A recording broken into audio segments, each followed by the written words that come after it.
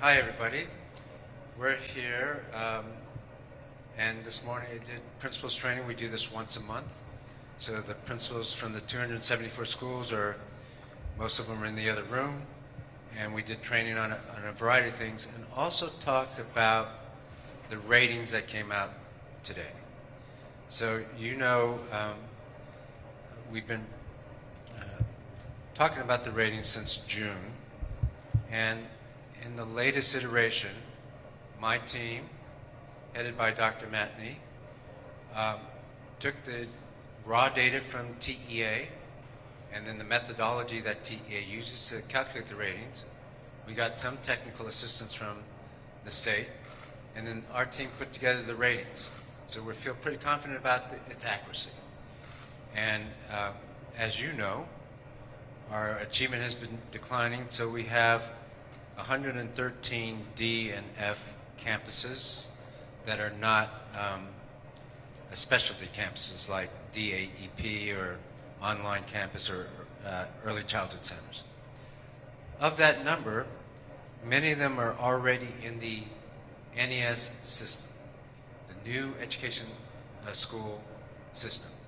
So what we've done is we've taken the 20 F schools that are not already NES, and we've identified them, and they've been told today that they will be in the NES system starting in the 24-25 school year.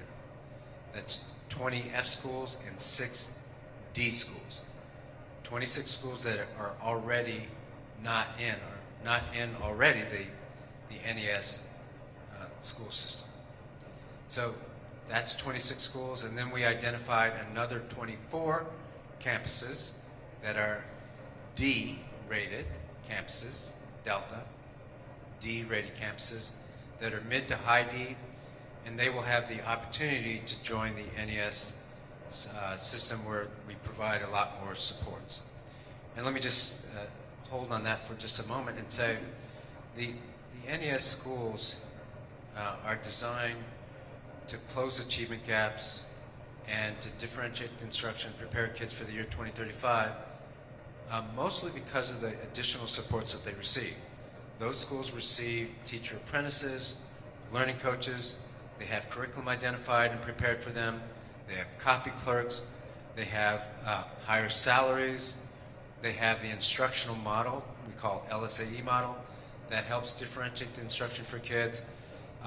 They have a lot of supervision and supports with regard to that, a lot of coaching, and so they have additional courses we call dyad courses like martial arts or photography or graphic design or dance. So there's a lot of supports that go with NES.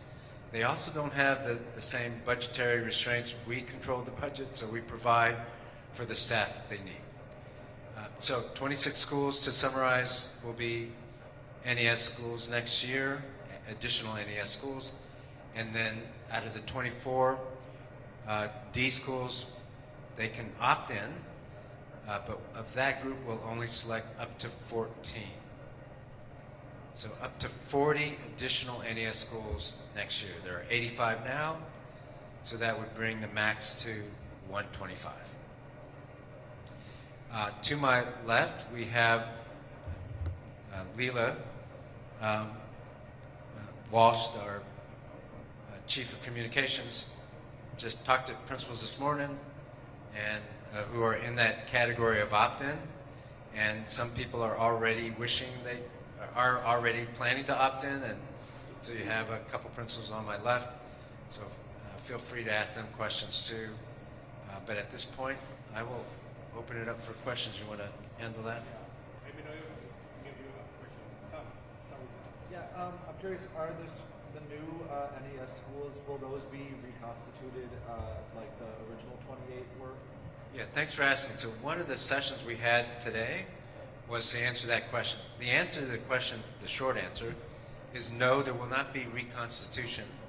Teachers will not have to reapply for their jobs in any of the schools. However, in all 125 schools, if there's up to 125, in all NES and campuses and the new ones, there will be a proficiency screening. So we will check their quality of instruction, their achievement data, and ensure they are proficient, and those proficiency teachers can remain at those schools. Are those screenings made up by the spot checks that are going on throughout the year? So there's a process, and we talked about it today, but basically there are spot observations that are being done, have been done, rather, for the teachers, and then on top of that, there's achievement data.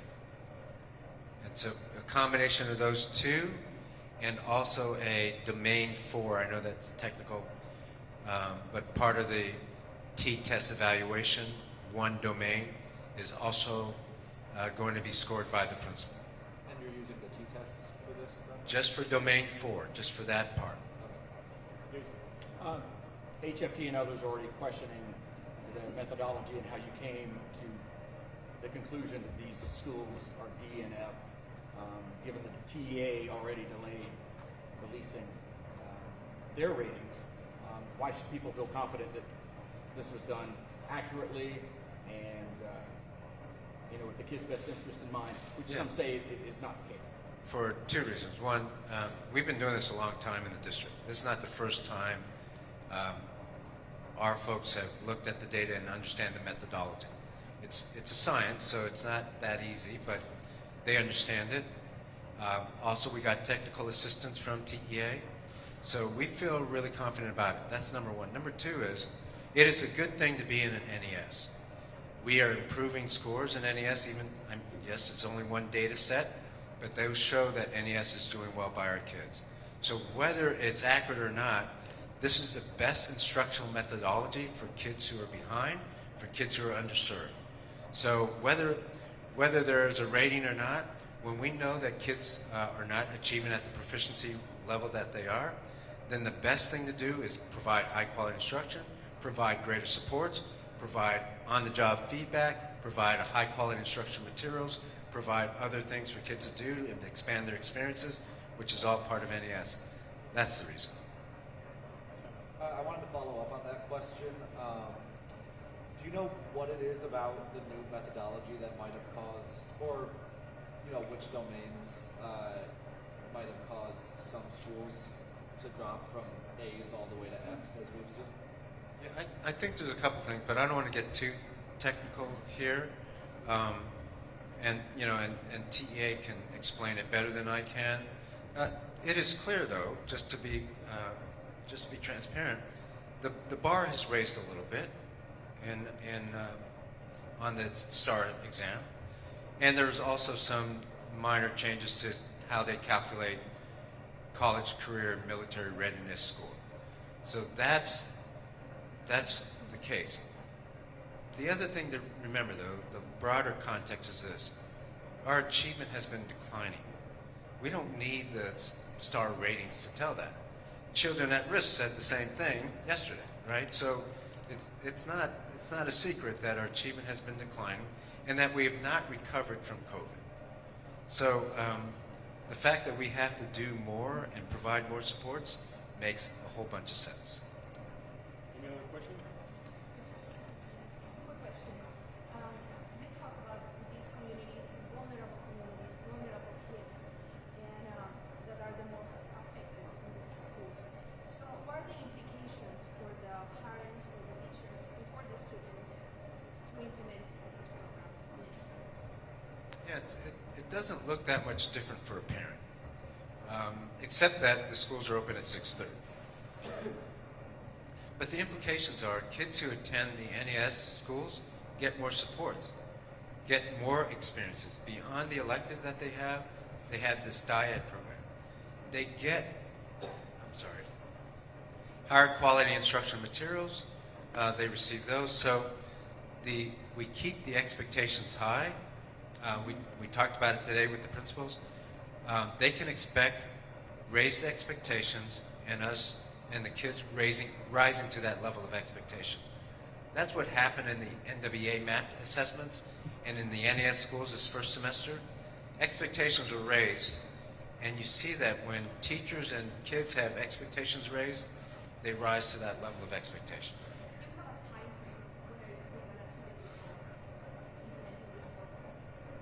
Yes, so we've already given some results on the NWA, and it's not just about the testing. We have information about the quality of instruction. We have information about the decreasing discipline problems in these schools. We have information about staff attendance.